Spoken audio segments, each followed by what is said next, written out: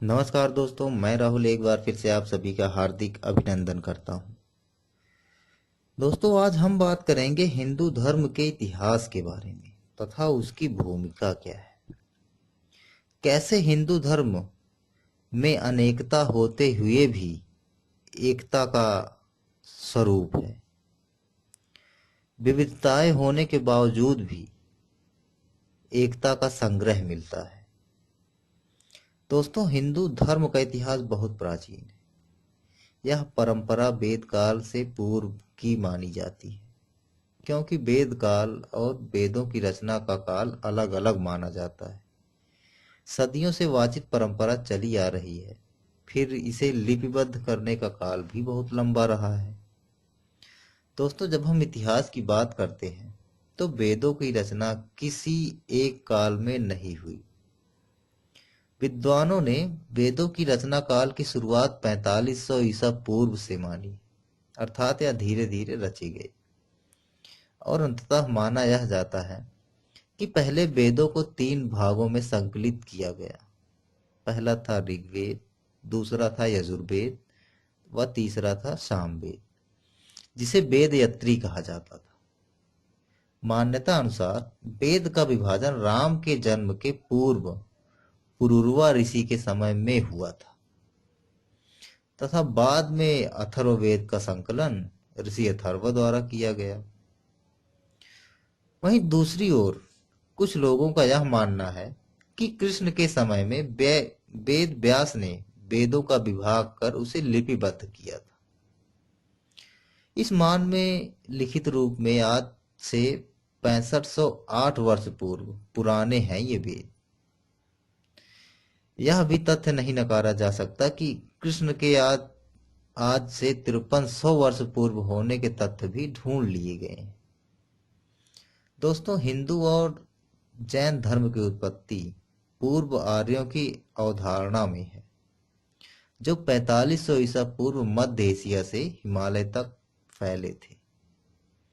आर्यों की ही एक शाखा ने पारसी धर्म की स्थापना की थी।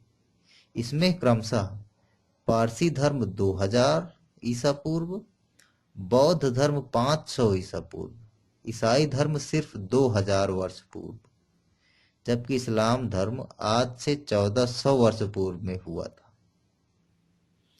दोस्तों, लेकिन धार्मिक साहित्य अनुसार हिंदू धर्म की कुछ और धारणाएं हैं। मान्यता यह भी है कि 90,000 वर्ष पूर्व इसकी शुरुआत हुई थी। रामायण, महाभारत और पुराणों में सूर्य और चंद्रवंशी राजाओं की वंश परंपरा का उल्लेख मिलता है। इसके अलावा भी अनेक वंश की उत्पत्ति और परंपरा का वर्णन है। उक्त सभी को इतिहास सम्मत क्रमबद्ध लिखना बहुत ही कठिन कार्य है, क्योंकि पुराणों में उक्त इतिहास को अलग अलग तरह से व्यक्त किया गया है, जिसके कारण इसके सूत्रों में बिखराव और भ्रम निर्मित जान पड़ता है, किंतु जानकारों के लिए यह भ्रम नहीं है। दोस्तों, दरअसल हिंदुओं ने अपने इतिहास को गाकर, रटकर और सूत्रों के आधार पर मुखाग्र जिंदा बनाए रखा। मुखाग्र मतलब दोस्तों मुंह के द्वारा। यही कारण रहा कि इतिहास धीरे धीरे काव्यमय और श्रृंगारित होता गया, जिसे आज का आधुनिक मन इतिहास मानने को तैयार नहीं। वह दौर ऐसा था जबकि कागज और कलम नहीं होते थे। इतिहास लिखा जाता था शिलाओं पर, पत्थरों पर और आदमी के हृदय पर। जब हम हिंदू धर्म के इतिहास ग्रंथ पढ़ते हैं तो ऋषि मुनियों की परंपरा के पूर्व मनुओं की परंपरा का उल्लेख मिलता है, जिन्हें जैन धर्म में कुलकर कहा गया है। ऐसे क्रमशः 14 मनु माने गए हैं, जिन्होंने समाज को सभ्य और तकनीकी संपन्न बनाने के लिए अथक प्रयास किए। धरती के प्रथम मानव का नाम स्वयंभव मनु था और प्रथम स्त्री थी शतरूपा। दोस्तों, महाभारत में 8 मनुओं का उल्लेख है। इस वक्त धरती पर 8वें मनु वैवस्त्र की ही संतान है। 8वें मनु वैवस्त्र के काल में ही भगवान विष्णु का मत्स्य अवतार हुआ था। मत्स्य अवतार दोस्तों।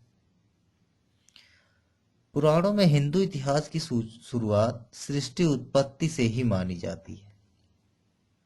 ऐसा कहना कि यहाँ से शुरुआत हुई या शायद उचित न होगा, फिर भी हिंदू इतिहास ग्रंथ महाभारत और पुराणों में मनु मतलब प्रथम मानव दोस्तों से भगवान कृष्ण की पीढ़ी तक का उल्लेख मिलता है।